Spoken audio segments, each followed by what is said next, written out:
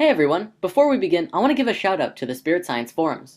The forums now have over 3,000 individuals who are consciously participating in the discussions about the universe. If you want to ask questions, share information and videos, and meet your spirit family, the Spirit Science forums are a great place to start. Everyone is very caring and loving, nobody is left out, and it's a beautiful place to just hang out. And now, without further ado, let's talk about 2012.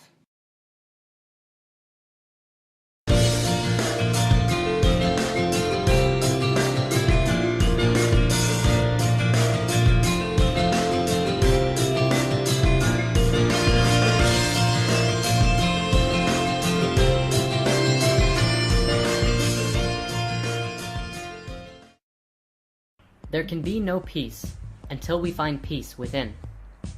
Wow, 2012. Here we are at long last. Many cultures have been awaiting the time we're in right now for thousands of years. And one of the biggest, most prominent cultures that have brought 2012 to the forefront of our awareness are the Mayans, through their long count calendar. Now, the Mayan calendar is actually the most detailed, specific, and accurate calendar on the planet, but to go into depth on it right now would take a very long time. We will dive into specifics of the calendar later on, but for now let's take a look at the general prophecies that were foretold thousands of years ago, all about the time that we're in right now. According to the Mayans, the solstice on December 21st, 2012, precisely at 11:11 a.m. Universal Time, marks the completion of the 5,125-year Great Cycle of the Mayan long count calendar. 2012 also marks the completion of the 26,000-year precession of the equinoxes cycle, which we discussed in Lesson 5. According to the calendars, it also signifies the end of a 144,000-year cycle, a 78,000-year cycle, and a 26 million-year cycle. The 2012 date marks the completion of this world age cycle, but it does not signify the end. Well, it kind of does. It's the end of what we know, and into a transition of something new. It is a transitional state, but it definitely does not mean this.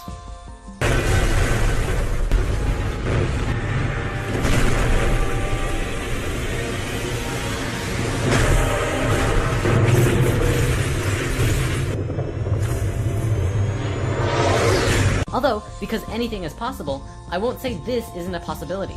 Ultimately, we can't know what's going to happen, but we do have control over the potential of what we experience. We'll come back to that. We need to understand that the 2012 prophecies are signaling to us to wake up and realize that these times on Earth are very important. We are living in a landmark time in the history of this planet. We are collectively, as a species, approaching a crossroads that is calling out to us to participate in our fullest capacity. Let me show you a diagram to try and demonstrate just how important this is. First, this is how DNA works. See how you can basically map it out like a story? Here's the beginning, which could be seen as creation, or a start of a cycle. And then it moves outwards, expanding and moving into all potentials, until it reaches its peak in the middle. It stretches far out and then begins moving back towards the center, back to its source. But it will be a new space that it now exists in. Then it returns back to a center point, where it ends, or transitions, into a state where it expands out once more, continuing its infinite cycle of expansion and contraction. One could also say that it moves through the chakras, moving from a low frequency to an incredibly high frequency, where it will unite and transition out once more. Now think of the human species like this, and 2012 being that point of unity where everything comes together, right before starting off again and expanding out into something new and different. This is basically what's happening right now on Earth, but there's a catch. We have absolutely no idea how we're going to expand out, because there are so many potentials with what's happening on the planet right now. Let's go over a few of the basic ones. The first potential is that we all wake up and raise the vibrations of the entire species to a level of love, cooperation, and peace among all human beings. If this happens and 2012 comes to a close, then we may experience what many religions, prophecies, and ancient civilizations described as ascension. Everything is frequency, and supposedly the planet and everyone on it could experience a dimensional shift, where we move into a higher frequency where even more is possible than on this dimensional plane. We could then start building garden cities and utopias that work harmonically and in tune with nature and each other. Everyone could live in paradise, living from their heart in beauty and splendor. Although it may take a while to get there, by making the appropriate changes right now and setting those intentions, it becomes possible to create those realities sooner than later. A second potential could involve less of us waking up, and much of the world becoming even more intense than the book 1984. Now, there's already way too many beings of light all around the world who are now awake and moving forward on the path of healing themselves and the world around them. And if you're watching this, odds are you are too. So it's silly to think that the Earth could end up like Mars from self-destruction. Though we must be aware that there is still a control system in place, and we have to work with these frequencies in order to heal the planet. I don't think we have anything to worry about, though. Perhaps a third potential involves a combination of both. Maybe the beings who raise their own vibrations will move onto the next level of life, and begin working with the frequencies of the planet from a higher spectrum. Maybe then the beings who stick around on the lower frequencies end up slowly working together through the darkness and eventually raise up as well.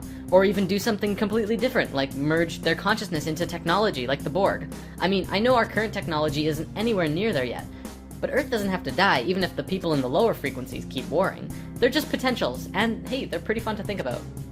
On the topic of pole shift and ascension and all that, that's another thing I want to say, that although many religions and cultures speak about this, including the Christian Bible, this is still something of an unknown. A dimensional shift would be absolutely amazing, but we do not have to change dimensions to change the world.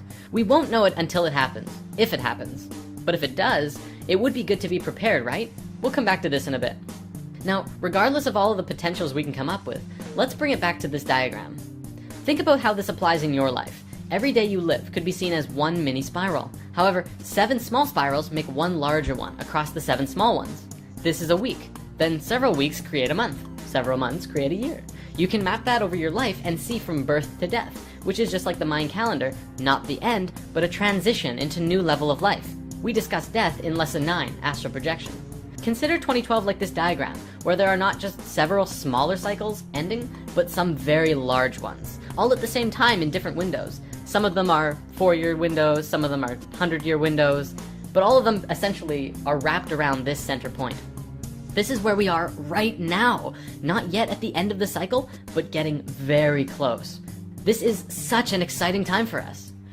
As mentioned earlier, we cannot know what is going to happen, and I'm not going to tell you it's going to be this or that, because I don't know either. We will change the outcome depending on our being. What's going to happen? You decide. In Lesson 1, we discussed how you create your own reality. Many people argued that it didn't make sense when others influence your life from out of the blue. What we didn't discuss, but probably should have, is that we are a collective. We are one species. You create your own reality, but we are all co-creating our realities together on a much broader scale. Think of an ant colony. Each individual ant decides where they want to go, what food they want to collect, and how they want to do it. But collectively, they are all working together to gather food for everyone, and do what is necessary for the group, whether it be digging tunnels or gathering leaves. Humans are like that. Except our mentality of do what's best for everyone is replaced with get enough money to survive, don't worry about the starving people on the street, help giant entities known as businesses take more money from the people, and don't question what's going on.